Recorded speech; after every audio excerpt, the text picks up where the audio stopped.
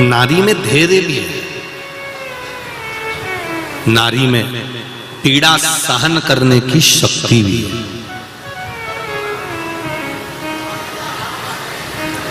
जितनी पीड़ा स्त्री को होती है, जितनी पीड़ा नारी को होती है, जितना दुख नारी सहन करती है, जितना कष्ट स्त्री सहन करती है, जितनी पीड़ा एक नारी सहन करती है, संसार का कोई व्यक्ति इतनी पीड़ा सहन नहीं कर सकता जितनी नारी इस पीड़ा को सहन करती है।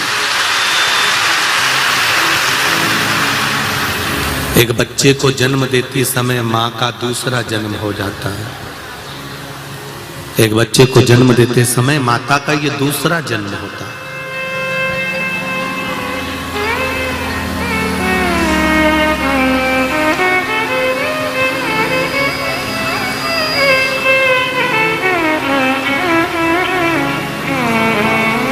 अब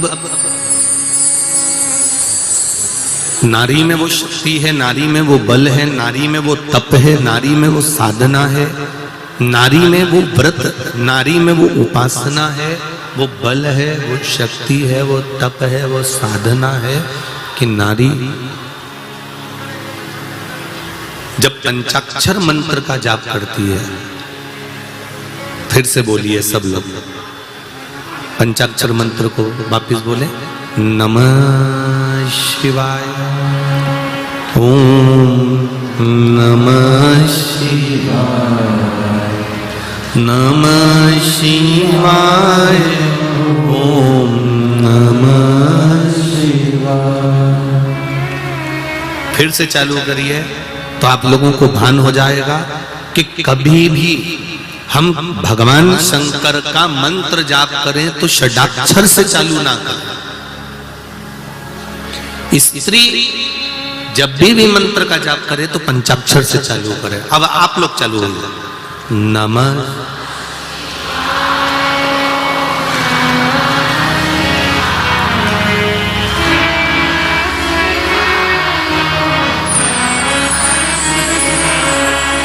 नमः शिवाय, ओम नमः शिवाय, नमः शिवाय, ओम नमः शिवाय, नमः शिवाय, ओम नमः शिवाय। अब इस मंत्र में षडाक्षर मंत्र पीछे जुड़ा हुआ है। फिर स्मरण करिए, नमः शिवाय, ओम। षडाक्षर मंत्र को पीछे दे दिया।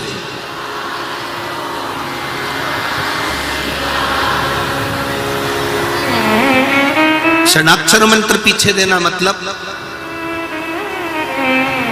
पंचाक्षर मंत्र का जाप जब स्त्री करती है, पंचाक्षर मंत्र का जाप जब नारी करती है, कोई विपदा की घड़ी आने पर देहली पर देखकर अपने पूर्वजों को, अपने पितरों का, अपने कुल देवी देवता का स्मरण कर कर घटना घट गई, मालूम पड़ गया कि सूचना मिल गई कि उसका एक्सीडेंट हो गया है, उसको ये तकलीफ आ गई है, उसको ये कष्ट आ गया है, और आपने देहली पर शिव का स्मरण कर कर इस मंत्र को, पंचाक्षर मंत्र का भी स्मरण कर लिया, तो वो पक्का है कि कहीं ना कहीं बाबा उसको काल के मुख से बचाकर श्रेष्ठ जगह पर ले ही जाए। और ये कर सकती है केवल स्त्री।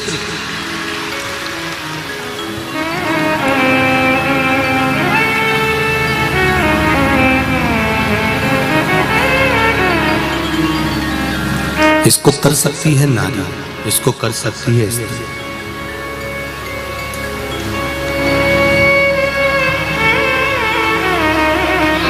एक प्रश्न खड़ा होता है,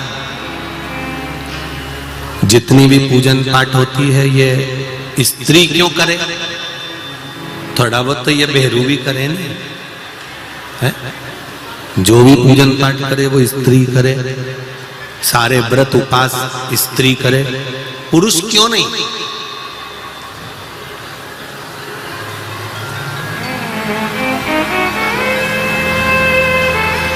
फिर समझ लेना, अभी कथा में कहा, शंकर भगवान का आधा स्वरूप, भगवान देव अधिदेव महादेव का आधा स्वरूप संसार में मृत्यु लोक में जितनी स्त्री जन्म लेती है उसमें शंकर भगवान का आधा स्वरूप विराजमान रहता है। इसलिए जब तब साधना, उपासना, व्रत, नियम, धर्म ये स्त्री कर सकती है, पुरुष के बस की बात नहीं है।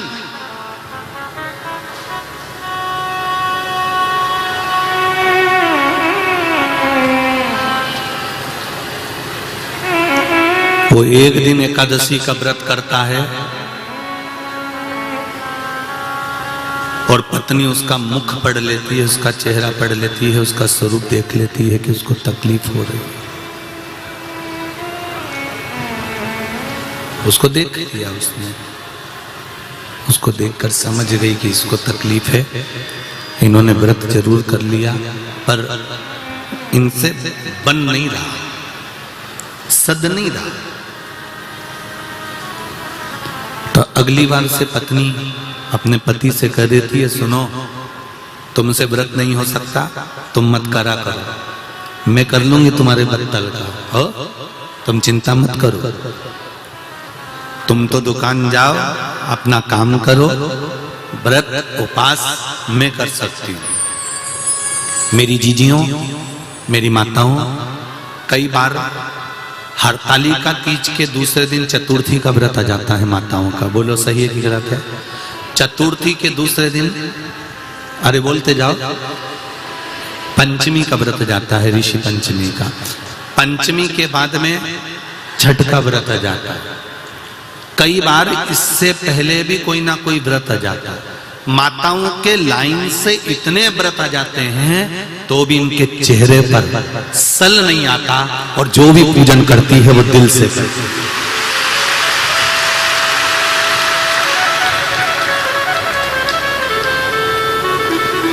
तीज का व्रत, चतुर्थी का व्रत, पंचमी का व्रत, छठ का व्रत, कोई कोई तो संतान सप्तमी भी करती है। बोलो तो री जी सही है कि गलत है? सप्तमी का व्रत, और फिर आ गई अष्टमी, फिर उसने सोचा वह गोगा नवमी भी आ गई, और गोगा नवमी के बाद में दशमी, और फिर आ गई एकादशी। 4-5 दिन लगातार व्रत करने के बाद भी सुबह जल्दी उठकर रसोई घर में जाना, परिवार के लिए भोजन बनाना, बच्चों का टिफिन तैयार करना, झाड़ू पोछा कर लेना, और चेहरे पर सिकन नहीं, जो सामान घर में रखा है उसी को सेक सुखाकर सबको खिलाने के बाद में व्रत का थोड़ा सा सामान बनाकर खा लेती है और आनंद लेती है। अब इतने दिन अगर किसी पुरुष का व्रत हो ना तो बीपी और शुगर नीचे ऊंचे हो जाए, ऊंचा नीचे। पर स्त्री के, नारी के चेहरे पर शिकन नहीं होती, क्योंकि स्त्री का जो आधा भाग है, नारी का जो आधा भाग है। क्या हुआ? आवाज नहीं आ रही है? बीच वाले पंडाल में आवाज नहीं पहुंची। स्त्री का जो, नारी का जो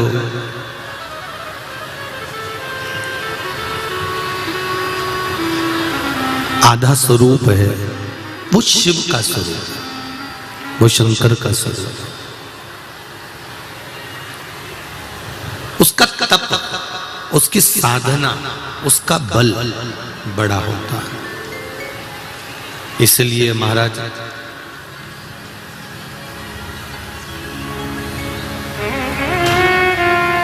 कितनी सुंदर है माँ तेरी नगरी,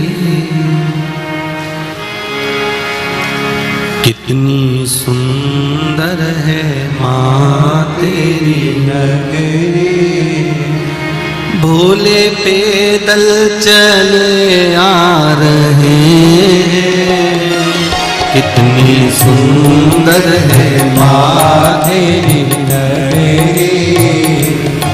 भोले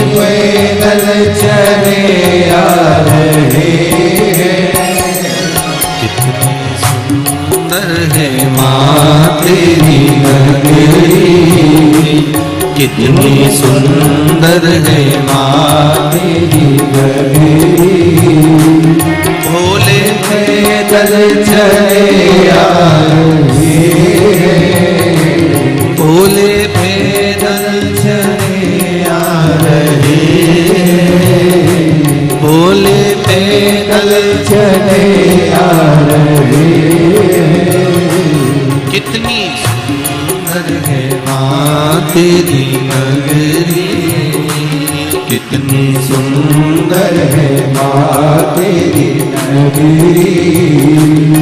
भोले पैदल चले आ रहे हैं, भोले पैदल चले आ रहे हैं।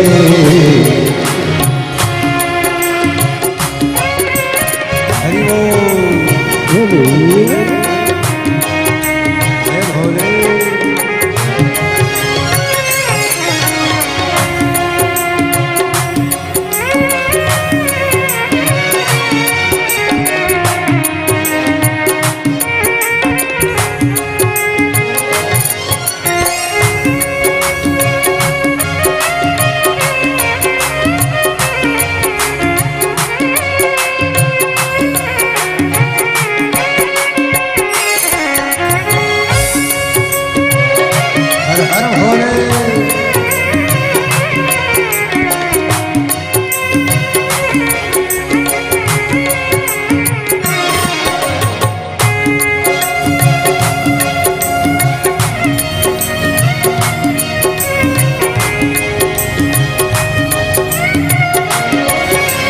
भोले जय हो।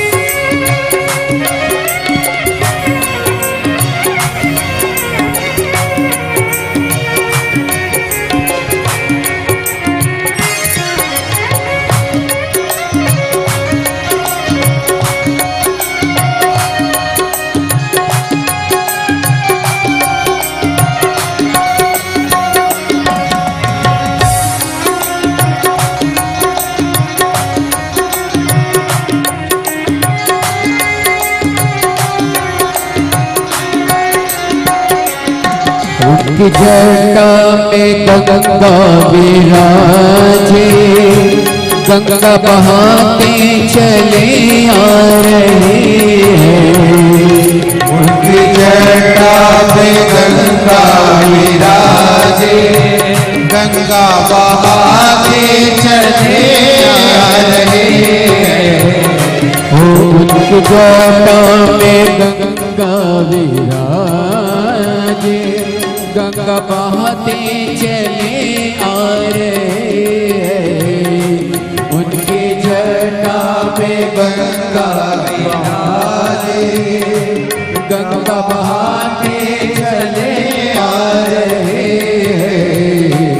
उनके माथे पे चंदा विराजे, उनके माथे पे चंदा विराजे, चमकाते चले आ रहे हैं। उनके माथे पे चंदा विराजे, चमकाते चले आ रहे हैं। कितनी सुंदर है माँ तेरी नगरी, कितनी सुंदर है माँ तेरी नगरी। भोले पैदल चले आ रहे हैं, भोले पैदल चले आ रहे हैं। हरि बोल।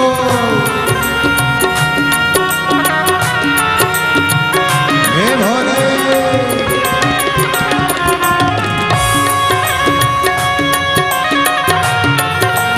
भोले भोले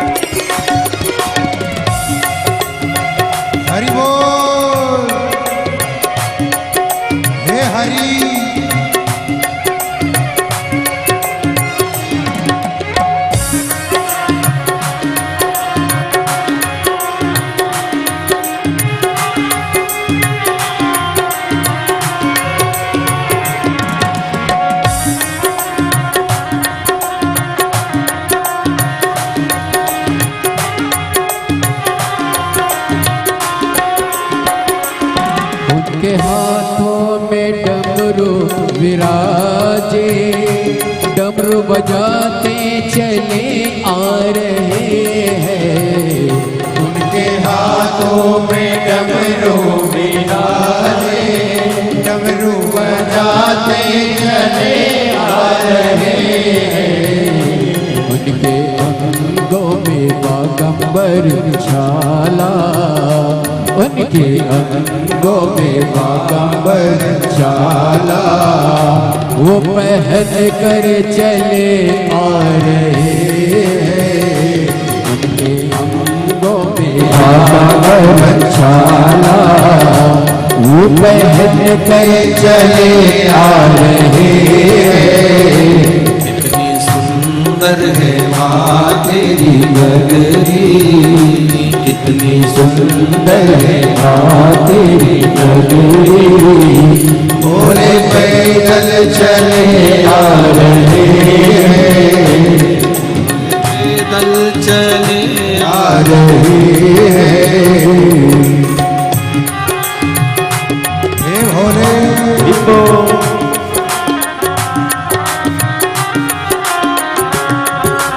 भोले, हर हर भोले, जय हो।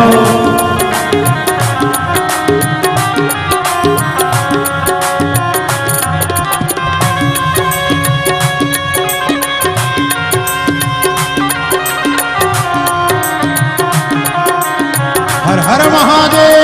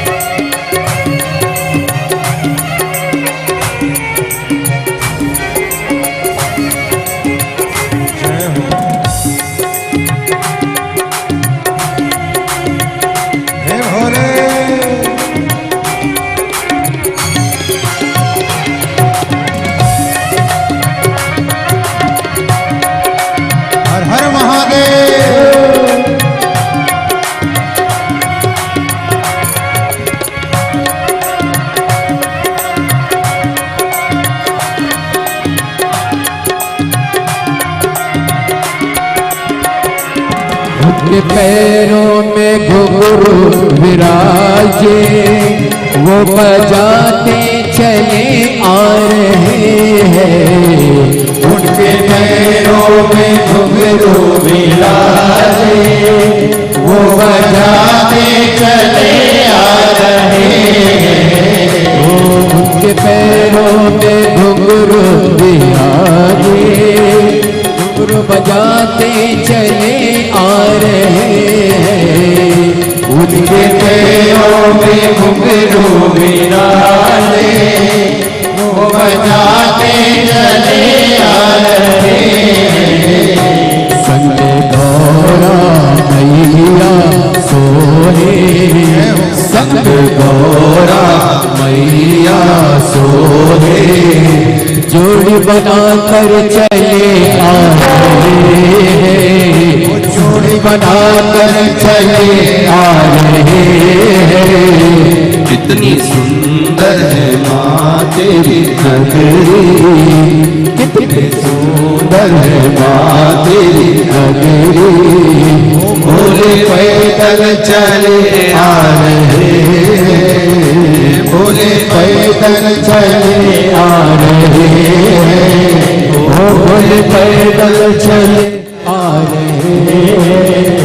भोले पैदल चले आ रहे हैं, भोले पैदल चले आ रहे हैं। भोले पैदल चले आ रहे हैं, भोले पैदल चले आ रहे हैं। भोले पैदल चले आ रहे हैं, भोले पैदल चले आ रहे हर हैं। हर महादेव। पंचाक्षर मंत्र की मूलता का स्मरण कराया गया और पंचाक्षर मंत्र सावन का महीना है, सभी लोग शिव महापुराण के मूल मंत्र का एक बार स्मरण करेंगे अपनी अपनी जगह पर बैठकर बड़े भाव के साथ में। श्री शिवाय नमस्तु श्री शिवाय नमस्तु श्री शिवाय नमस्तु श्री शिवाय नमस्तु श्री शिवाय नमस्तु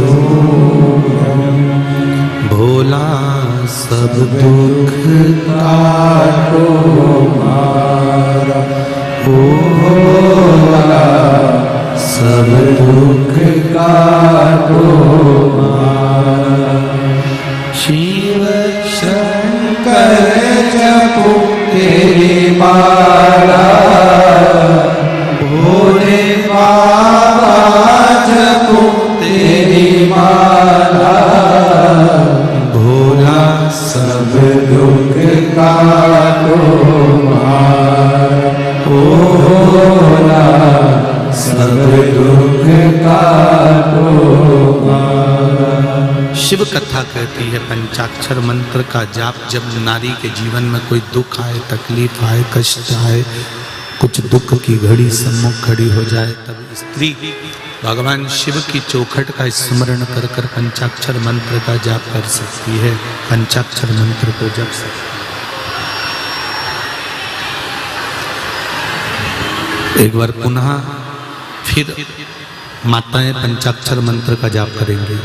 नमः शिवाय ओम नमः शिवाय, नमः शिवाय ओम नमः शिवाय। नमः शिवाय पंचाक्षर मंत्र, ओम नमः शिवाय लगने पर यह षडाक्षर मंत्र का प्रयोग किया जाता है। इसमें षडाक्षर मंत्र का भाव प्रकट हो जाता है।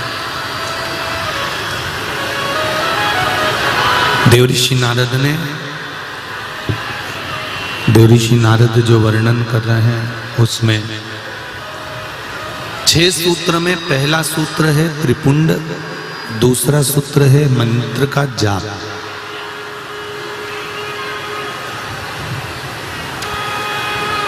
तीसरा सूत्र है रुद्राक्ष को धारण करना, रुद्राक्ष पहनना, ये तीसरा सूत्र है। शिव महापुराण की कथा का देवऋषि नारद महाराज तीसरा सूत्र वर्णन करते हैं, रुद्राक्ष को धारण करना। पहले आप अच्छे से समझ लीजिए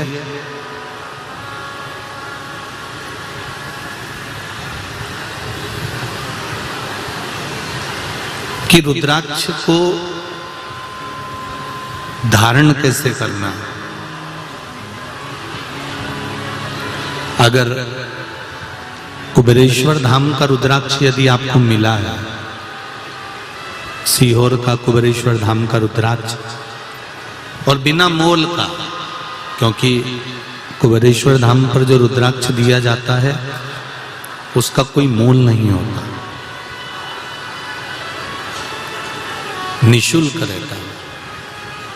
अगर कुबेरेश्वर धाम का रुद्राक्ष आपको मिला है तो वो आपके रोग के लिए, आपके बीमारी के लिए, आपके कष्ट के लिए, आपके तकलीफ के लिए, आपके दुख के या रोग के निवारण के लिए, कष्ट के निवारण के लिए। एक पत्र आया है, देखिए।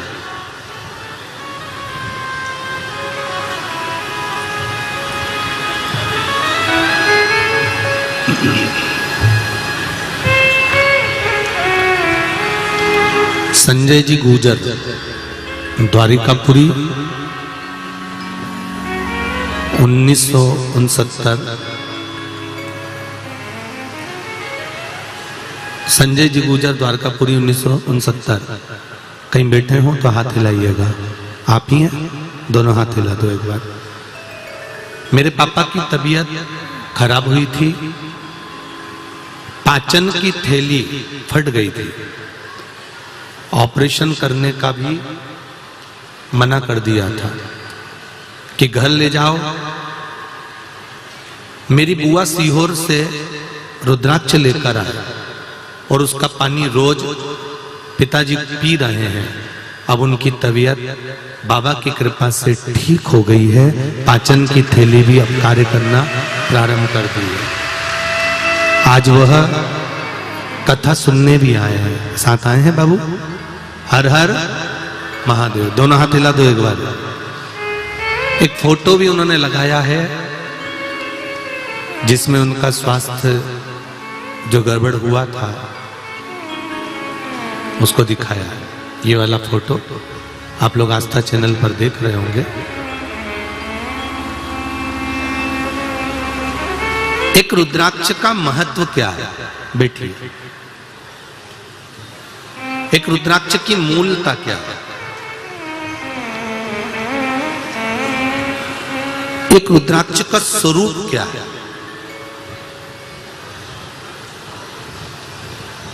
हम पहले भी कथा में कहे कि पूरी दुनिया से तुम 1 लाख का, 5,000 का, 25,000 का, 10,000 का, 50,000 का रुद्राक्ष लेकर आ जाइए और उस रुद्राक्ष को आप भले पानी में गला लो, उस रुद्राक्ष को भले आप धारण कर लो, पर कुबेरेश्वर धाम का जो रुद्राक्ष है जिसको शिवरात्रि के समय पर बाबा देवाधिदेव महादेव के भाव से सिद्ध किया जाता है, उस रुद्राक्ष को कोई कीमत से नहीं, निशुल्कता के भाव में, अभी तो थोड़ी व्यवस्था नहीं है इसलिए उसको हम लोग नहीं दे रहे हैं, पर रुद्राक्ष का जल शंकर भगवान को चढ़ाकर उस जल का पान करने पर कैसा भी रोग, उस रोग को कंट्रोल में किया जा सकता। और मेरा एक निवेदन है आप सभी से, जो भी रुद्राक्ष आपके घर में है, जो भी रुद्राक्ष आपके यहां पर विराजमान है, हम ये नहीं कहेंगे कि उसका कोई मोल तत्व नहीं है। जो रुद्राक्ष आपके यहाँ है, जब तक कुबेरेश्वर धाम का रुद्राक्ष आपको नहीं प्राप्त होता तब तक आपके घर के रुद्राक्ष का भी जल आप शंकर भगवान को समर्पित कर कर उसका प्रसाद बनाकर धारण कर सकते।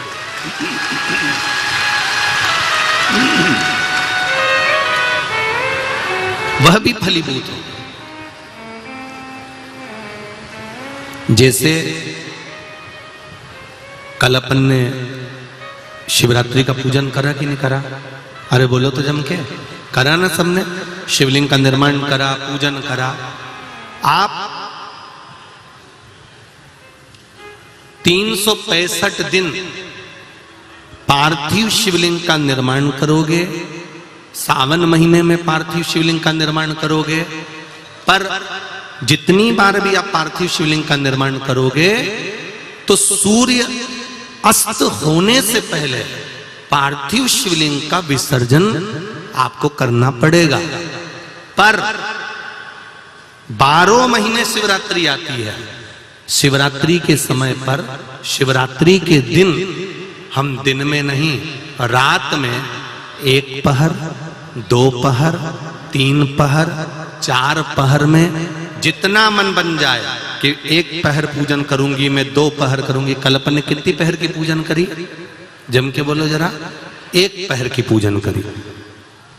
शिव महापुराण की कथा कहती है शिवरात्रि की जो पूजन होती है, इसका मतलब क्या है? शिवरात्रि, इसको ये नहीं लिखा गया शिव डे, शिव दिन, इसको क्या कहा गया है? जम के बोलो जरा। शिवरात्रि। शिव महापुराण की विद्येश्वर संहिता में कुमार खंड के अंतर्गत स्कंद पुराण में जो वर्णन आता है कि 12 महीने शिवरात्रि आती है। जो रोज पूजन करने वाले हैं, रोज पार्थिव शिवलिंग का निर्माण करने वाले हैं, रोज सावन के महीने में शिवलिंग का निर्माण करते हैं, हजारों शिवलिंग बनाते हैं। तुम लाखों शिवलिंग का निर्माण कर लो, पर सावन के महीने में या 365 दिन शिवलिंग बनाओगे तो वो शिवलिंग तुम्हें सूर्य अस्त के पहले विसर्जन करना पड़ेगा। पर शिवरात्रि के दिन जो तुम शिवलिंग का पूजन कर रहे हो वो रात्रि में अगर करते हो तो 1 पहर का करते हो तो 1 पहर की पूजन करने के बाद विसर्जन कर दो। 2 पहर का करते हो तो 2 पहर की पूजन करने के बाद विसर्जन कर दो। 3 पहर का करते हो 3 विसर्जन कर दो। 4 पहर का करते हो तो 4 पहर का करने के बाद विसर्जन कर दो। उसकी महत्वता है शिवरात्रि, उसकी महत्वता शिवरात्रि से। कई लोगों के मन में संशय जाग जाता है कि गुरुजी सूर्य अस्त के बाद क्या हम शिवलिंग की पूजन कर सकते हैं, क्या विसर्जन कर सकते हैं? तो पहले तो अच्छे से समझ लो कि तुम सावन महीने की शिवरात्रि की पूजन कर रहे हो। रात्रि लगी हुई है उसमें कि रात्रि को ही होगी और रात्रि को ही विसर्जन होगा।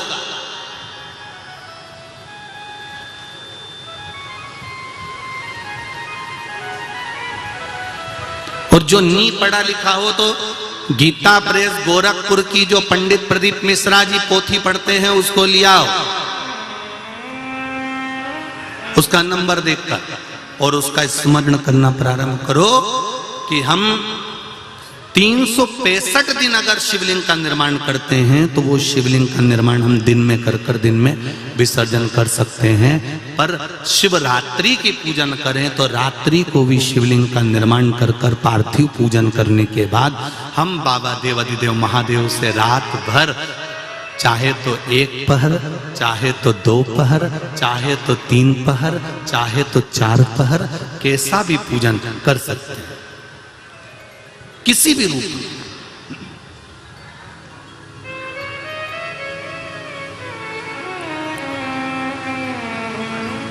पर कई बार हमारे जीवन में संशय उत्पन्न हो जाता है और एक बात अपनी जिंदगी में उतार कर रखना, अगर पार्थिव शिवलिंग का पूजन रात्रि को आपने करा है तो पार्थिव शिवलिंग का पूजन हमने भी यहां पर बैठ कर किया है, दिल के साथ, हृदय के साथ।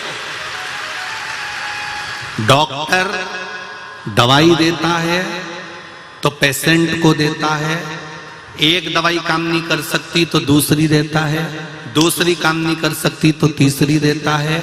सारा एक्सपेरिमेंट वो पेशेंट पर करता है, डॉक्टर उस दवाई को खाकर नहीं देखता। पर हमारा नियम है, हम जितनी बात आप लोगों को शिव महापुराण के माध्यम से बताते हैं पहले उसको खुद अमल करते हैं, साथ बैठते हैं, फिर आपके साथ में बैठकर उस शिव महापुराण के अभिषेक को कराते हैं। पहले स्वयं करें। एक पत्र आया है, देखिए।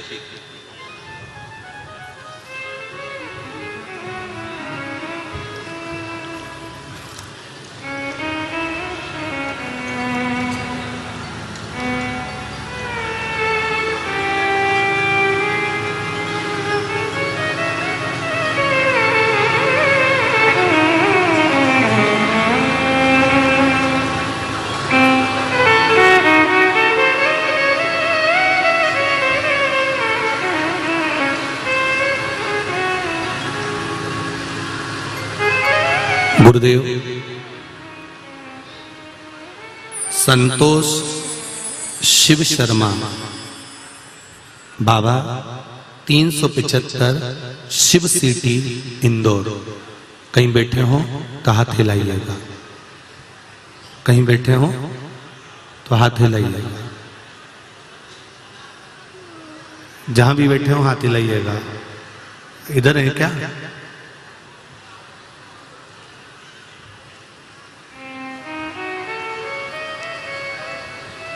संतान नहीं थी, कई वर्ष थे। आपने मां अहिल्या शिव महापुराण की कथा का वाचन किया था जब हमारी बहू को सोनोग्राफी हुई। संतान का सुख नहीं था, पर बाबा की कृपा से पशुपति व्रत के माध्यम से शिव कृपा ऐसी हुई कि बाबा की कृपा से उसका गर्भ ठहर गया। और शिव पुराण की कथा सुनते सुनते ही बाबा ने ऐसी करुणा कर दी कि उसकी सोनोग्राफी हुई तो उसमें पहले तो बच्चे नहीं थे, और दूसरा बाबा ने जब कृपा करी तो बहू ने भी पशुपति व्रत धारण करा। आप ही ने पत्र लिखा है, पशुपति व्रत धारण करा, और एक बार संतान नहीं हुई, दूसरी बार करा, दूसरी बार नहीं हुई, तीसरी बार करा। व्रत करने के बाद में हमको क्या मालूम था कि 3 व्रत का 3 फल हमको मिल जाएगा, और एक संतान की जगह 3 संतान बाबा ने गर्भ में दे दी।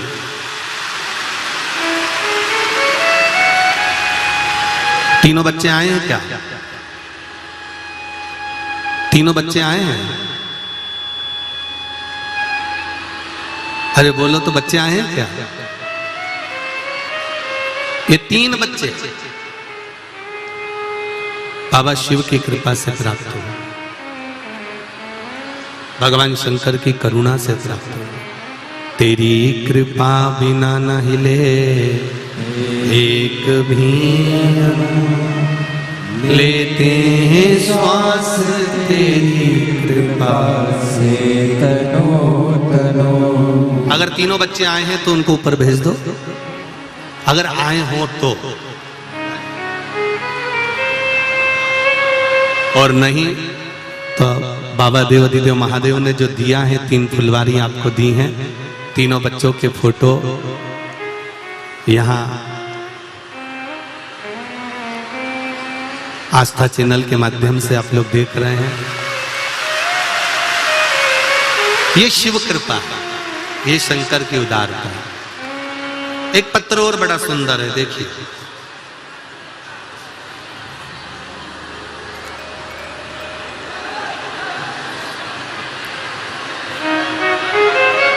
पूजा शर्मा, जिला देवास के विश्वकर्मा नगर में रहने वाली हूँ। कहीं बैठी हो तो हाथ हिलाइए। आप ही हैं पूजा? दोनों हाथ हिला दो बेटा। हर हर महादेव। दिनांक 14 जनवरी सन 2022 को मैं सिटी हॉस्पिटल देवास में ब्लड कैंसर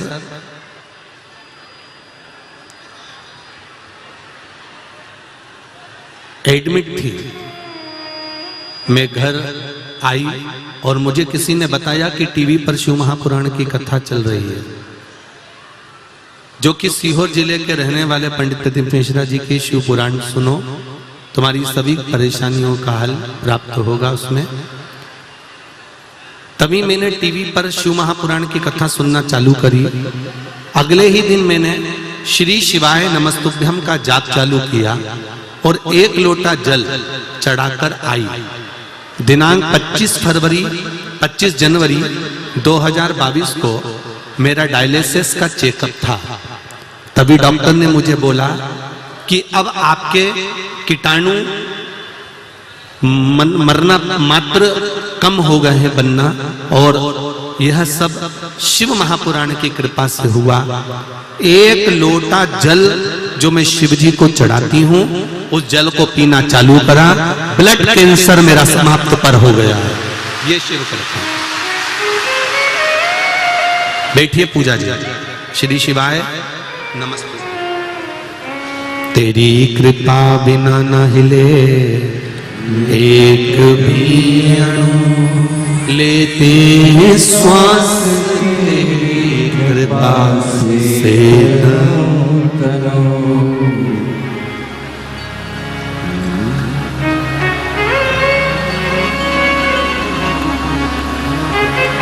हम शंकर भगवान को कैसे रिझा रहे हैं, हम शिव जी को कैसे मना रहे हैं। भगवान शंकर, भगवान शिव अगर देखते हैं तो केवल आपका हृदय देखते। निर्मल मन सो मोहि पावा, मोहि छल छिद्र कपट। भगवान को आपका चित्त चाहिए, मन चाहिए, हृदय चाहिए, भाव चाहिए, दिल चाहिए, चित्त वृत्ति चाहिए। भगवान को तुम्हारा धन वैभव और बहुत सारी सत्ता, या भगवान को बहुत सारा धन की जरूरत नहीं है आपके।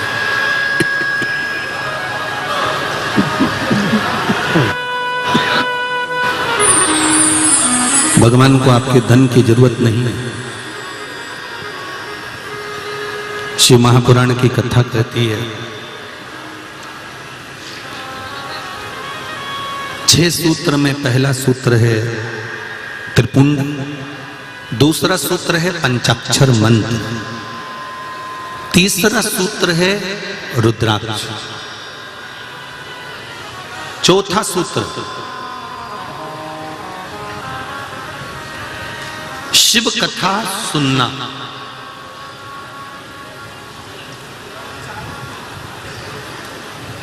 ये चौथा सूत्र है शिव महापुराण का जो देवऋषि नारद कह रहे हैं। यदि मान लो आप बहुत भटक लिए हो, आप बहुत दुनिया में भटक कर आ गए हो और तो भी मंजिल तक, लक्ष्य तक नहीं पहुंचे हो, तो देवऋषि नारद ने कहा कहीं अगर शिव महापुराण की कथा श्रवण करने को मिल जाए तो दिल लगाकर, हृदय लगाकर 7 दिन, 9 दिन, 11 दिन, जितने दिन की शिव महापुराण की कथा मिले उसको निश्चित समय पर एक आसन पर बैठकर उसको श्रवण कर कर एक बेलपत्र शंकर भगवान को समर्पित कर देने से भी मंजिल तक पहुंच सकते हो। मंजिल तक पहुंचा जा सकता है, मंजिल तक जा सकते हो। शिव महापुराण की कथा को श्रवण करना भी हमारे जीवन को सुख दे जाता है। 5वां सूत्र बताया शिव महापुराण की कथा को सुनकर चिंतन करना। सारी समस्या का हल एक लोटा जल। जल कितना चढ़ाना है, कैसे चढ़ाना है, यह कोई दूसरा निश्चित नहीं करेगा। जल कितना चढ़ाना है और कैसे चढ़ाना है, यह निश्चितता आपकी होना चाहिए।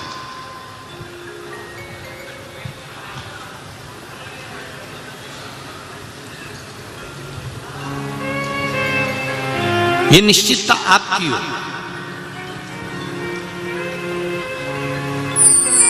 दुनिया के कई लोग बड़ा ज्ञान देने के लिए आते हैं, शंकर भगवान पे इतना दूध नहीं चढ़ाना चाहिए,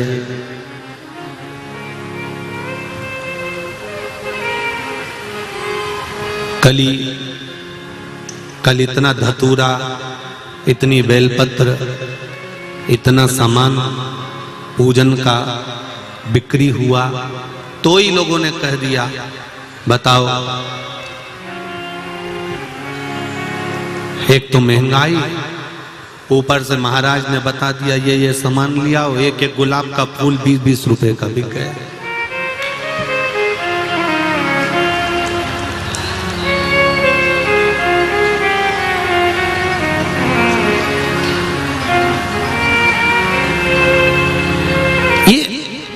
जो अक्कल देने वाले होते हैं ना, ये अक्कल बड़ी विचित्र देते हैं। ये कहते हैं कि ये चढ़ाना ही नहीं चाहिए था, कोई ऐसी चीज चढ़वा देना थी जो फ्री में मिल जाती, या कोई ऐसा सामान।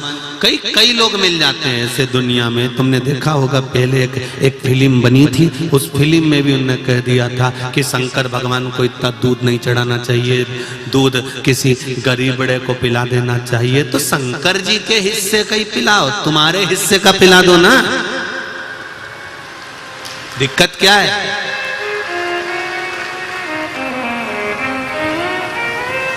आप अपने हिस्से का पिलाइए, आप अपने हिस्से का भाव समर्पित करिए। जो देव अधिदेव महादेव को हम एक लोटा जल चढ़ा रहे हैं, उस लोटे के जल का महत्व आप जब चढ़ाएंगे तब आपको समर्पित होगा, तब आपको मालूम पड़ेगा कि उस जल की महत्वता क्या है, उस जल की पूर्णता, उस जल का आनंद क्या है।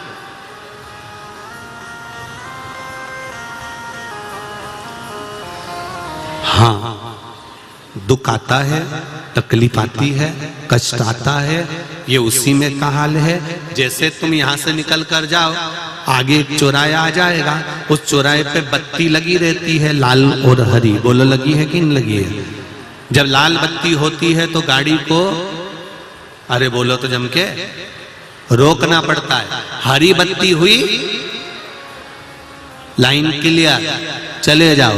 उसी तरह जीवन में दुख आता है, तकलीफ आती है, कष्ट आता है, बीमारी आती है, रोग आता है, थोड़ी तकलीफें बढ़ जाती है, तो थोड़ा सा रुको, थोड़ा थामो।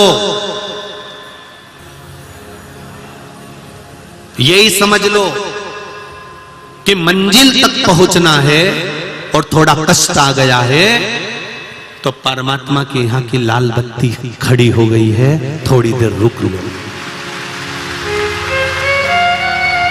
यदि थोड़ा तुम रुक जाओगे, थोड़ा तुम रुकोगे, तो ये निश्चित है कि थोड़ी देर गाड़ी खड़ी रहेगी, उसके बाद में लाल बत्ती के बाद में फिर वापिस, जम के बोलो, वापिस हरी बत्ती आ ही जाएगी। तो उसी तरह थोड़ा सब्र करो, थोड़ा धैर्य रखो, थोड़ा सा रुक कर अपने जीवन को, ये नहीं कि मैंने तो भगवान शंकर को एक लोटा जल चढ़ाया था, मेरी तो समस्या ही समाप्त नहीं हुई, मैंने तो पशुपति व्रत करा था, मेरी तो समस्या ही समाप्त नहीं हुई। उसने 3 व्रत कर लिए तो शंकर जी ने 3 ही दे दिए। ले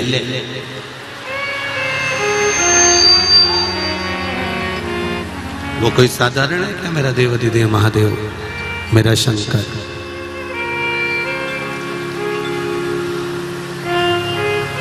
थोड़ा रुकना पड़ेगा, थोड़ा।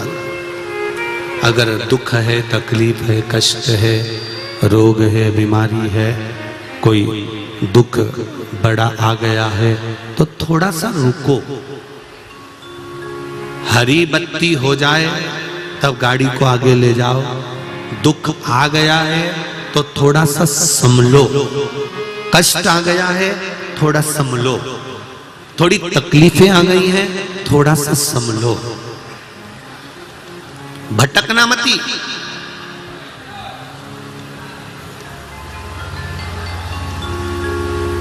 भटक कर फिर इधर उधर जाना मत, हमें मार्ग प्रशस्त कर लेना।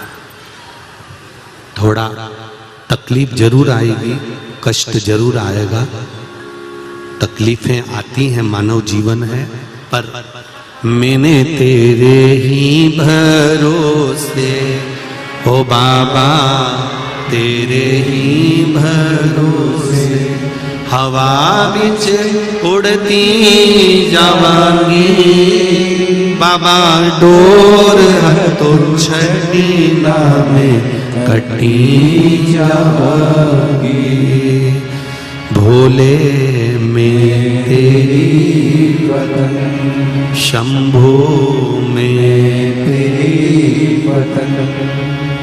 बाबा से निवेदन कर कर, थोड़ी सी प्रार्थना कर कर उस दुख को समाप्त करने का इंतजार करो। शिव महापुराण के 6 सूत्र में 5वां सूत्र है, शंकर भगवान की कथा को सुनने के बाद उसका मनन चिंतन कर।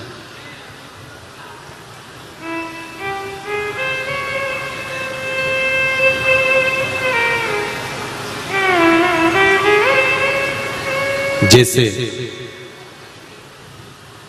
द्वितीया के चंद्रमा को देखकर कच्चे दूध का छींटा दे देने से,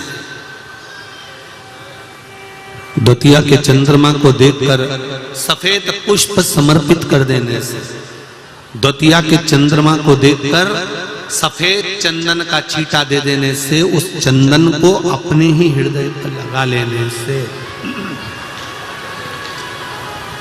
रोग, बीमारी, तकलीफ समाप्त हो जाती है।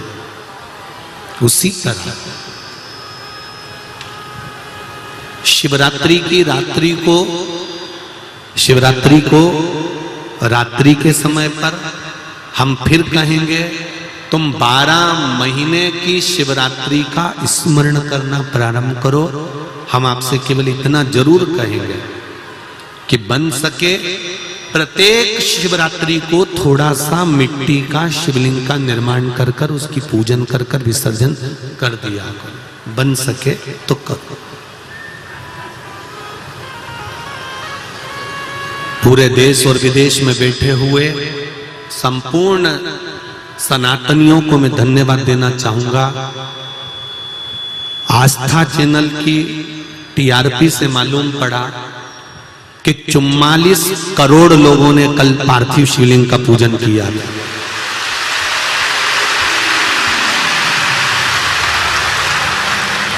44 करोड़ भारतीयों के घर में शंकर भगवान का शिवलिंग बना था।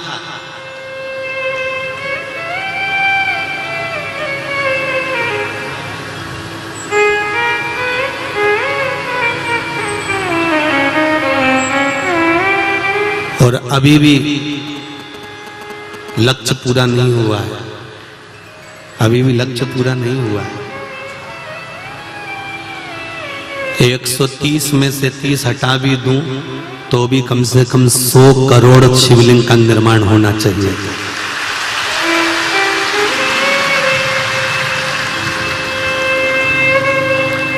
निंदा करने वाले निंदा करते रहेंगे, अपशब्द कहने वाले अपशब्द कहने लगेंगे, उंगली उठाने वाले उंगली उठाते रहेंगे। कई ऐसे भी होंगे जो कह देंगे अरे पार्थिव शिवलिंग कोई रात को बने हैं क्या, विसर्जन करे हैं क्या, ऐसा होए क्या। तो पहले इनसे कह दो तुम्हारे माता पिता से पूछ के आओ तुम्हें पैदा क्यों करा।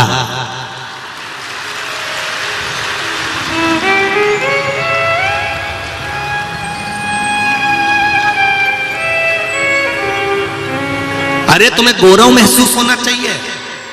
एक महाराज सोफे पर बैठा था, सारे घरों से उसने शंकर जी को बाहर निकाल दिया, तब एक भी ये धर्म के दलाल आकर नहीं बोले कि शंकर जी को बाहर निकाल दिया। और आज शंकर सबके घरों में पहुंच गया तो लोग उंगली उठाना चालू कर देते हैं कि शिव जी का कोई रात्रि को शिवलिंग बन सकता है। ओ भैया, सनातनी हो, सनातन धर्म अगर आज जाग रहा है, सनातन धर्म अगर आगे बढ़ रहा है, तो सबसे ज्यादा मैं नमन करूंगा मेरे भारत की माताओं को। आपको प्रणाम करता हूं, आपको नमन करता हूं, दंडवत करता हूं, आपको साष्टांग करता हूं। मेरी माओ, 44 करोड़ सनातनियों के घर में कल शिवलिंग का निर्माण हुआ है।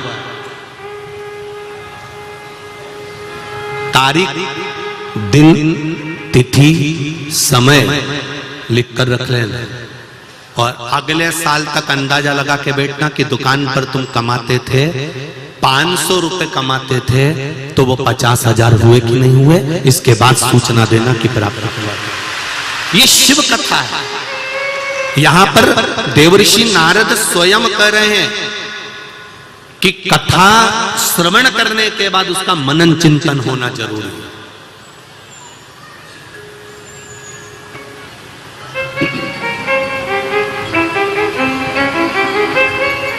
कथा श्रवण होने के बाद में उसका मनन चिंतन करो कि कथा हमने सुनी है तो उसका मनन चिंतन करें कि हमने जो भगवान को बेलपत्र चढ़ाई शिव जी ने स्वीकार करी कि नहीं करी, हमने जो पुष्प चढ़ाया शंकर भगवान ने स्वीकार करा कि नहीं करा, हमने जो चावल चढ़ाया वो भगवान शंकर ने स्वीकार करा कि नहीं करा।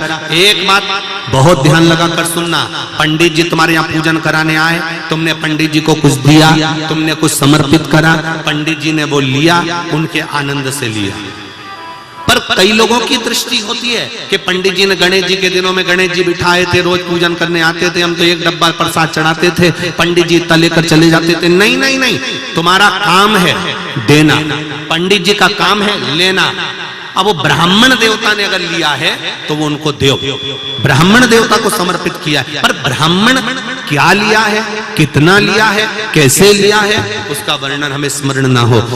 बामन पुराण के अंतर्गत आता है, राजा बलि के दरवाजे पर बामन भगवान भिक्षा मांगने के लिए गए और राजा बलि बार बार कहता है कि मैं आपको 3 पग भूमि अपने पांव से नाप कर दे देता हूं। तो भगवान कहते हैं तेरे पांव से नपाना होती तो मैं यहां आया काहे को, मुझे तेरे पांव से नहीं नपाना।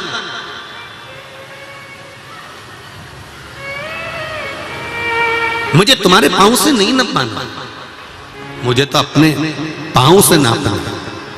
यह हमको लगता है इतना मिल गया होगा, इतना रह गया होगा, इतना चले गया होगा। अरे हमने एक चावल का दाना अगर शंकर जी के मंदिर में चढ़ाया है, एक बेलपत्र हमने शिव जी के मंदिर में समर्पित करी है, एक धतूरा हमने शंकर भगवान को चढ़ाया है, एक लोटा जल हमने शंकर भगवान को चढ़ाया है, एक लोटी दूध की हमने शिव जी को समर्पित करी है, तो हमको भूल जाना चाहिए कि हमने शंकर भगवान को क्या दिया। फिर देवादिदेव महादेव आपको क्या देते हैं, ये देवादिदेव महादेव ही जान सकते हैं। वो कितना देंगे ये वो जान सकते हैं। ब्राह्मण को दक्षिणा दी, ब्राह्मण को तिलक लगाया, ब्राह्मण को वस्त्र दिए, ब्राह्मण को आभूषण दिए, उसके बाद हमको नहीं सोचना कि हमने ब्राह्मण को जो दिया वो एक बार देने के बाद भूल जाना है। फिर ब्राह्मण देवता आपको क्या आशीर्वाद देते हैं, ब्राह्मण देवता क्या आपको आशीर्वाद के स्वरूप प्रदान करते हैं, ये ब्राह्मण देवता ही जान सकते हैं।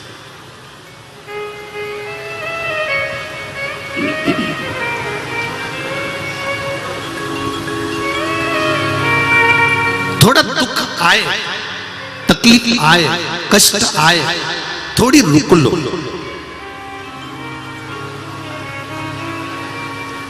स्पीड ब्रेकर देखे, गति अवरोधक। स्पीड ब्रेकर को देखकर अगर स्पीड में ब्रेक नहीं लगाया तो गाड़ी का एक्सीडेंट निश्चित है। कहीं खड्डे में जाकर गिरे पड़े होगे, कहीं जाकर गिर गए होगे, उठ नहीं पाओगे। स्पीड ब्रेकर कहता है कि मुझे देखकर गाड़ी को रोक लीजिए। उसी तरह चलती हुई गाड़ी है, खूब जोरदार जिंदगी जी रहे हो, खूब एंजॉय कर रहे हो, आपका जीवन आप अलमस्त होकर जी रहे हो, पर शिव महापुराण की ये कथा स्पीड ब्रेकर का काम करती है कि थोड़ी देर रुककर शंकर की भक्ति को कर लो, नहीं तो कहीं उछल कर दूर जाकर नहीं फेंका जाओ। अहंकार में, काम में, लोभ में, आसक्ति में, वासना में, तृष्णा में कहीं पड़े ना मिल जाओ।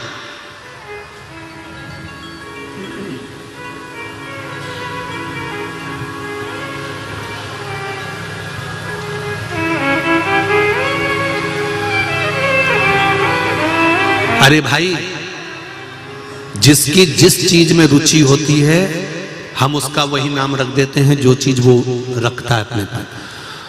जो दूध लाकर देता है उसको क्या कहते हैं, दूध वाला। जिसकी कपड़े की दुकान और कपड़ा भरा पड़ा, बोलते जाओ, जम के तो बोलो, कपड़े वाला। जिसके यहां कबाड़ा ही कबाड़ा भरा, अरे बोलो बोलो, कबाड़े वाला। जिसके यहां रद्दी रद्दी भरी, अरे बोलो, रद्दी वाला। जिसके यहां सब्जी के ठेले की ठेले और बोरे की बोरे भर के रखे,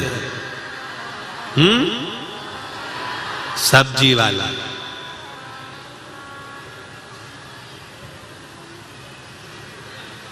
और जिसके अंदर लोभ ही लोभ भरा हो, लोभी। जिसके अंदर क्रोध ही क्रोध भरा हो, क्रोधी।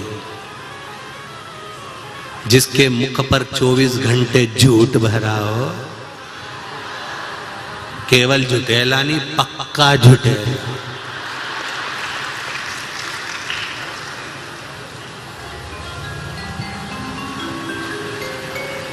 एक संत काशी में गंगा जी नहाकर आ रहे थे, पास में से चंडाल निकल कर गया। चंडाल निकल कर गया तो उसका कपड़ा संत को छू गया। संत को छुआ, संत को गुस्सा आ गया। संत को गुस्सा आया, राम राम राम राम राम राम राम, अब मुझे वापस नहाना पड़ेगा, अब मुझे वापस नहाने जाना पड़ेगा। इतने में चंडाल बोला, गुरुजी आप बाद में नहा लेना, पहले मुझे नहा लेने दो जाके। क्यों, तू नहाया नहीं था? चंडाल बोला, मैं नहा के आ ही दिया था। तो फिर आप छुआ गए ना मुझसे। चंडाल बोला, मुझे नहाना पड़ेगा। संत बोले, चंडाल तू है तो नहाना मुझे पड़ेगा कि तुझे पड़ेगा? इतने में चंडाल बोला, गुरुजी, जिसके अंदर इतना क्रोध भरा हो, इतनी बेईमानी भरी हो, इतनी निंदा भरी हो, अगर वो छूकर चले जाए तो पहले गंगा मुझे नहाना पड़ेगा। तुम्हें गंगा नहीं नहाना है, गंगा मुझे नहाना। मैं तो चंडाल हूं और छू गया तो इतना दोष नहीं लगेगा। पर शिव महापुराण की कथा कहती है, जिसने जो संजो कर रखा, जिसने जो संभाल कर रखा, जिसमें जिसकी जो रुचि थी, उसका नाम वो पड़ गया। दूध रखा तो दूध वाला, कपड़ा रखा तो कपड़ा वाला, किराना रखा तो किराने वाला, सब्जी रखी तो सब्जी वाला। तुमने क्रोध रखा तो क्रोधी, लोभ रखा तो लोभी, अहंकार रखा तो अहंकारी। और यदि भगवान को अपने भीतर रख लिया तो भक्त बन जाता है, फिर उसको कहीं भटकने की जरूरत नहीं पड़ती, कहीं नहीं भटकना। फिर उसको भटकने का काम नहीं है, फिर तो उसको परमात्मा की भक्ति प्राप्त हो ही जाती। शिव कथा कह रही है, 6 सूत्र हैं, उसमें 6ठे नंबर का जो सूत्र है वो सूत्र कहता है कि अगर कुछ भी नहीं कर सकते तो शंकर के प्रति समर्पित हो जाओ। शंकर के प्रति समर्पित कैसे? देवर्षि नारद ने कहा, ना शंकर की कभी हमें निंदा सुनना है, ना हमें शंकर की कभी निंदा करना है। शंकर की ना निंदा सुनो, ना शंकर की निंदा करो। शंकर के भक्त की ना निंदा सुनो, ना शंकर के भक्त की निंदा करो।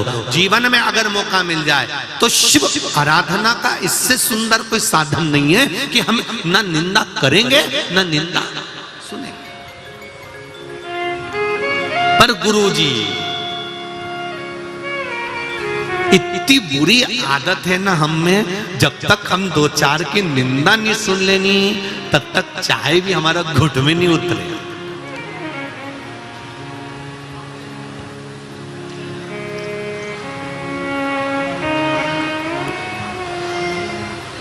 रोज सवेरे सवेरे कचरे की गाड़ी आती है, प्रतिदिन। बोलो सही है कि गलत है? और रोज गाती गाती जाती है, कचरा वाला। बोलो सही है कि गलत है? और कितना किया? सूखा कचरा सूखे वाले में डालो और गीला कचरा गीले वाले में डालो। ये कचरे की गाड़ी दिन में आती है क्या? नहीं। शाम को आती है क्या? नहीं। कचरे की गाड़ी आती है तो सुबह सुबह आती है। क्यों? रात को जितना कचरा तुम्हारे भेजे में भराओ, अहंकार, काम, लोभ, आसक्ति, वासना, तृष्णा, झूठ, प्रपंच, जितना तेरे भेजे में भरा है, इस सब को सुबह सुबह किसी दूसरे को मत देना, उठाकर कचरे के डब्बे में डाल देना, तो परमात्मा का हो जाए।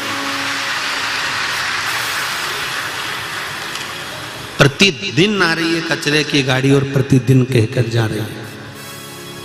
उसके बाद भी तुम लोग नहीं समझो तो अब कई नगर निगम वाले हों चाहे कोई होए, वो तुम्हें कितना समझाएं कि कचरा कचरे की गाड़ी में ही डालो। काम, लोभ, आसक्ति, वासना, तृष्णा, इनको पटक दो दल।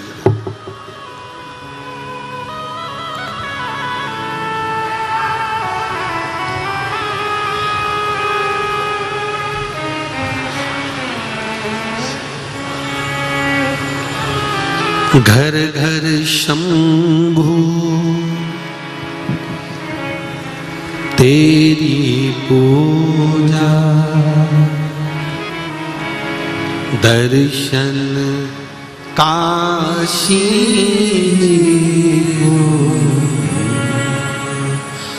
दर्शन काशी जी को, हरि मोहे लागे यो काशिनी को हरि रे मोहे लागे, ये काशिनी को सखी रे मोहे लागे, ये काशिनी को सखी रे मोहे लागे, यो काशिनी को हरि रे मोहे लागे, यो काशिनी को हरि रे मोहे लागे, यो काशिनी को जो काशिनी को काशिनी को जो काशिनी को यो काशिनी को हे मोहे लागे, यो काशिनी को हरि रे मोहे लागे, यो काशिनी को सखी मोहे लागे, यो काशिनी को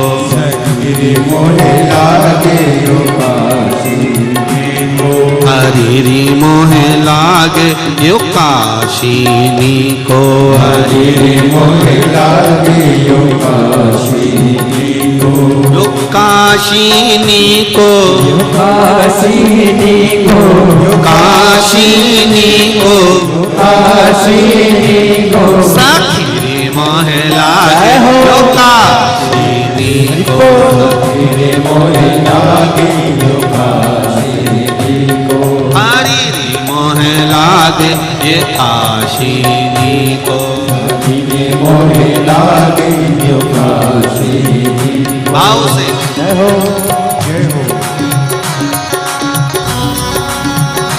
हरि बोल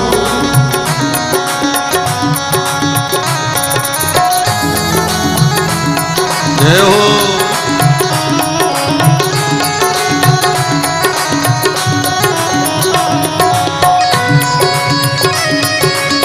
हर हर महादेव भोले हर हर भोले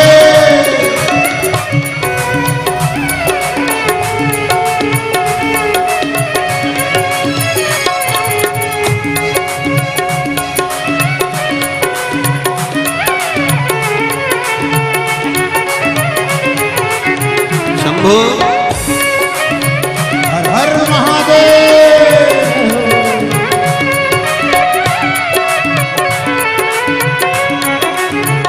घर घर शंभो शिव की पूजा, घर घर शंभो शिव की पूजा घर घर शंभो शिव की पूजा, घर घर शंभो शिव की पूजा दर्शन गंगा जी को दर्शन गंगा जी को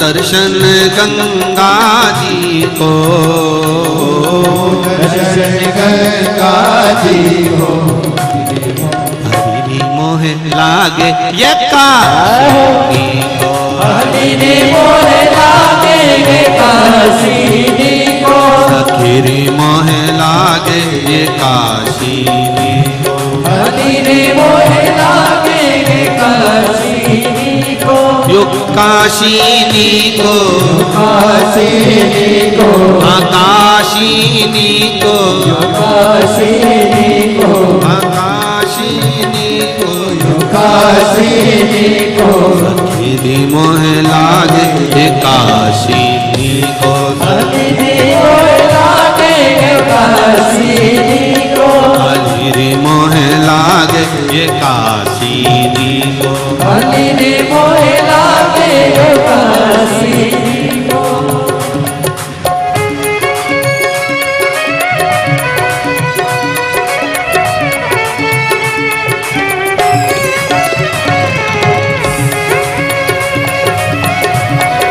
बोले बोले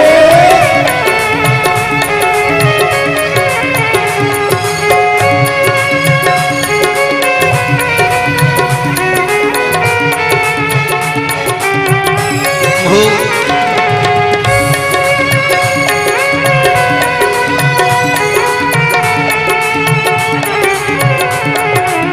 अरे बाप, ताली से देते हर हैं। भोले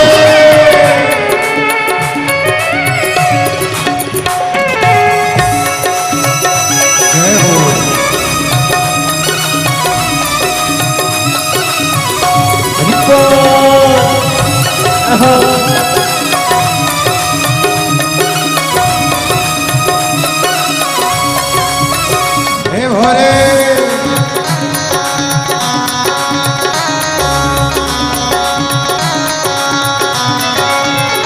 जय हो जय हो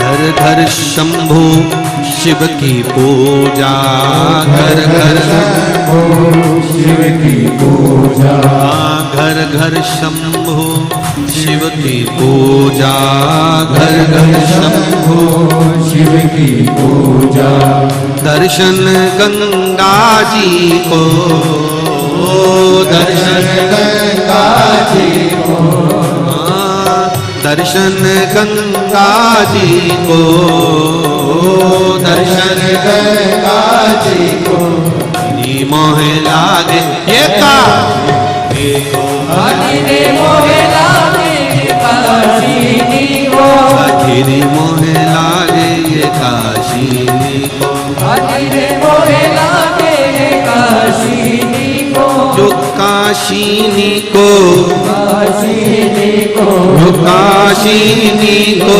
काशीनी को, हरि मोह लागे काशीनी को, रे मोहे लागे काशीनी को, गिरी मोह लागे ये काशीनी को, रे मोहे लागे काशीनी को, सखीरी मोह लागे ये काशीनी को, रे मोहे लागे काशीनी को, सखीरी मोह लागे ये काशीनी को, रे मोहे लागे काशीनी को, हरि मोह लागे ये काशीनी को, रे मोहे लागे काशीनी को। हर हर महादेव है। भगवान शिव के मूल मंत्र शिव महापुराण का मूल मंत्र का स्मरण करेंगे। सभी लोग अपनी जगह बैठकर बड़े भाव से आनंद से भगवान शंकर के मूल मंत्र का स्मरण करना प्रारंभ करेंगे। श्री शिवाय नमस्तु, श्री शिवाय नमस्तु, श्री शिवाय नमस्तु, श्री शिवाय नमस्तु, श्री शिवाय नमस्तु। भोला सब दुख काटो ओ भोला सब दुख काटो शिव शंकर जपो तेरी माला, भोले बाबा जपो तेरी माला, भोला सब दुख काटो ओ भोला सब दुख काटो हे शिव, हे ओगड़ी। शिव महापुराण का छठा सूत्र कह रहा है पूर्ण तरह से शिव के प्रति समर्पित हो जाओ। समर्पण किसको कहा गया?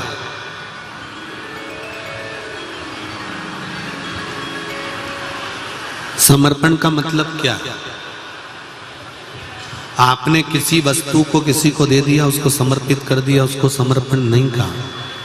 समर्पण का मूल मतलब एक है। आप अगर देवाधिदेव महादेव के हो गए हो, एक बार दिल से अगर शंकर के हो गए हो, तो समर्पण का सबसे मूल तात्विक लक्षण और आनंदता क्या है? अगर हम शिव के हो गए तो समर्पण हमने अगर शंकर के प्रति कर दिया है तो ये निश्चित है कि शंकर भी आपके प्रति पूर्ण समर्पित हो जाते हैं। इसको समर्पण कहा। एक कथा आती है शिव महापुराण के अंतर्गत।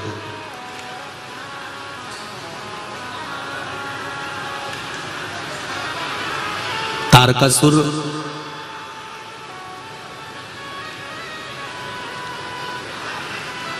जिसने ब्रह्मदेव से वर मांगा था कि अगर मरूं तो शंकर भगवान के पुत्र के द्वारा मरूं।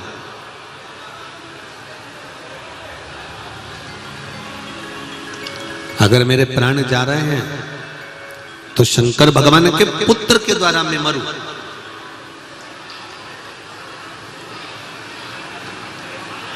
और ये मृत्यु नहीं मांगी है। अगर देखा जाए शिव महापुराण के अनुसार तो ये तो शंकर भगवान से वर मांगा जा रहा है कि मेरे मरते मरते भी, मेरे प्राण छूटते छूटते भी मैं आपके पुत्र का दर्शन कर लूं। और पुत्र कब आएगा? जब मेरे देवादिदेव महादेव मंगल विवाह कर लेंगे। क्योंकि अभी तो शंकर भगवान तप और साधना में बैठे हुए हैं।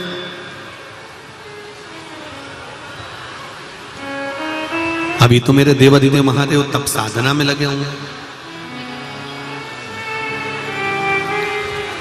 ये तप, ये साधना से हटेंगे तब तो इनके घर में संतान आएगी, तब तो इनके घर में औलाद आएगी।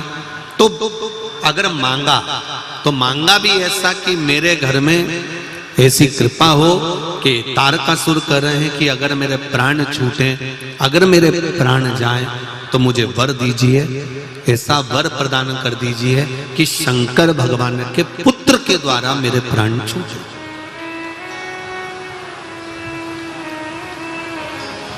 शिव के पुत्र के द्वारा।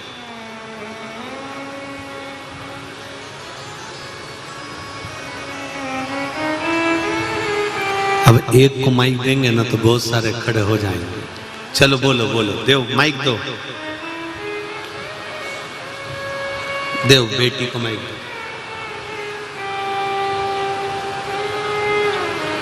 वहीं खड़ी रहो, वो ला रहे हैं आपके लिए, खड़ी रहो, जल्दी पहुंचाओ। बेटी को कुछ कहना है। श्री शिवाय नमस्तुभ्यम बाबू। शिवाय नमस्तुभ्यम गुरुजी, मेरे को वहां से यहाँ तक दौड़ा, आने नहीं दे रहे थे। नमस्कार। श्री शिवाय नमस्तुभ्यम। श्री शिवाय नमस्तुभ्यम। बाबा देवादिदेव महादेव की कृपा बनी रहे। आप क्या आज मुझे यहाँ तक आना था, इसलिए मुझे इतने धक्के खाने पड़े। बाबा कृपा करे। आप पहले तो बैठो, शांति रखो, उसके बाद बोलिएगा, ठीक है? देवादिदेव महादेव की कृपा से कैसे भी आए, कहीं से भी आए, पर बाबा की कृपा से पहुंचे तो यही शिव कृपा है। उनको यही नमन करो कि बाबा ने आपको आगे बुला लिया। बस यही बाबा से विनती करिए। गुरुजी, मुझे 7 साल हो गए थे, मुझे कोई संतान नहीं हो रही थी। मैंने बहुत पैसे लगाए, इलाज करवाए, इधर उधर, कुछ आराम नहीं मिला। फिर मैंने पशुपतिनाथ का उपास रखा तो मुझे आराम मिला। बस वही वो आना था। अब है ना बाबा की कृपा से, बस तो मंत्र चल रहा है। बस तो बाबा की कृपा से, बाबा ऐसी कृपा बना के रखे। बैठिए। हर हर महादेव। शंभु शरणे पड़े मांगू घड़ी रे घड़ी दुख काटो दया करी निदर्शन। शिव कृपा से शंकर भगवान की उदारता, करुणा। फिर कहेंगे शिव के प्रति समर्पण। समर्पण का मतलब यह नहीं होता कि केवल आप समर्पित हैं।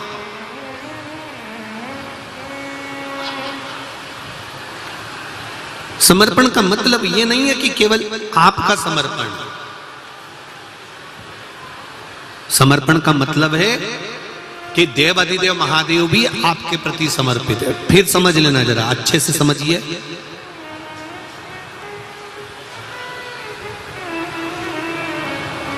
बेलपत्र जब हम शिव जी को चढ़ाते हैं तो शंकर भगवान को चढ़ाते समय इस बेलपत्र की जो डंडी होती है, जब हम भगवान देवाधिदेव महादेव को समर्पित करते हैं तो डंडी का भाग आपकी विपरीत दिशा में होता है। जब हम कोई कामना ना करते हुए बेलपत्र को समर्पित करते हैं तो डंडी का भाग विपरीत होता है।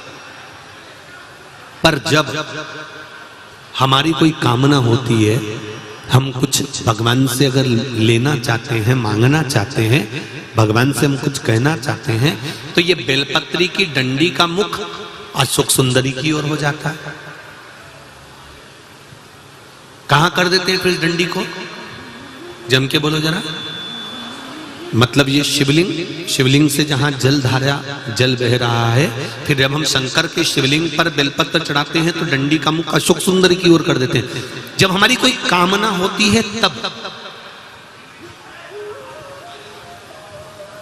और जब कामना नहीं होती, हम केवल भाव से, दिल से भगवान शंकर को अपना बनाने के लिए भक्ति के बल पर हम शिव को रिझा रहे हैं, तो बेलपत्री का जो डंडी का भाग है वो आपके विपरीत दिशा में। अब ध्यान देना जरा। तीसरा,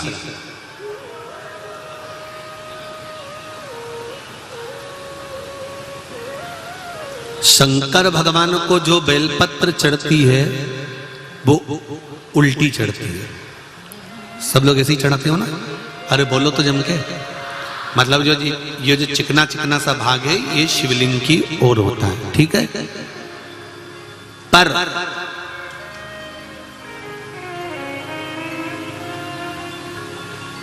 जब नंदी को बेलपत्र चढ़ती है, जब नंदीश्वर को बेलपत्र चढ़ती है, तो वो बेलपत्र उल्टी नहीं चढ़ती, वो बेलपत्र सीधी चढ़ती है। कारण, उसका क्या कारण होता है? आसन के ऊपर कोई बैठ रहा है तो आसन उल्टा बिछाओगे कि सीधा बिछाओगे? बोलो बोलो जम के। सीधा बिछाओगे ना। तो नंदी पर हम जब बेलपत्र चढ़ाते हैं तो बेलपत्र उल्टी नहीं चढ़ाना।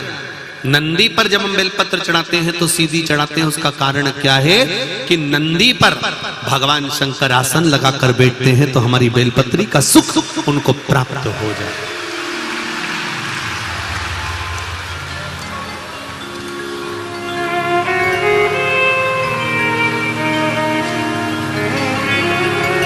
हमारी बेलपत्री का सुख भगवान शंकर जब उस पर विराजमान होए, आसन लगाएं, उस पर बैठे, तो उसका फल हमको प्राप्त, उसका फल हमको मिले। शिव महापुराण की कथा कहती है, तारकासुर ने भगवान से वर मांगा, ब्रह्मा जी से वर मांगा कि वर देना है तो ये दीजिए कि शंकर भगवान के पुत्र के द्वारा मेरे प्राण छूटे। तथास्तु कह दिया। समय आया, और समय आने के गंगा मैया भी तप कर रही हैं, पार्वती मैया ने भी तप करा, दोनों को शिव मिले।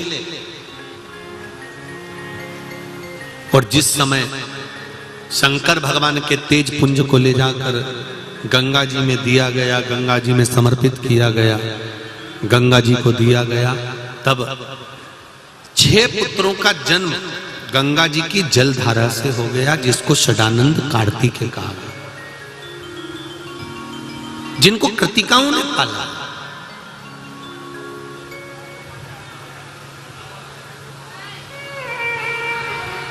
कृतिकाएं भी पालन पोषण करते करते करते करते थक गई,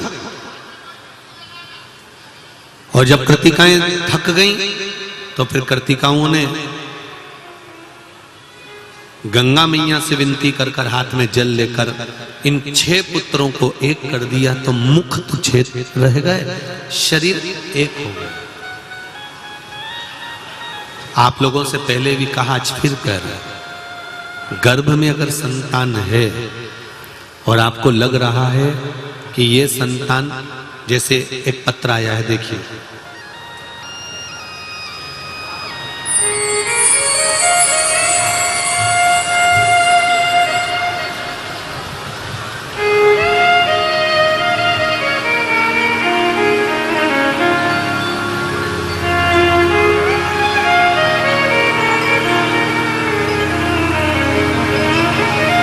देखिए,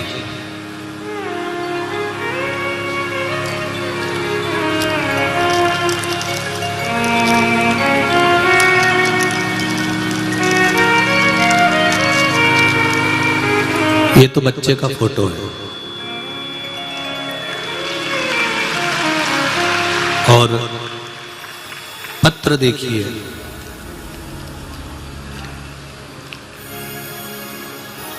मेरा नाम पिंकी कुंडेलवाल है,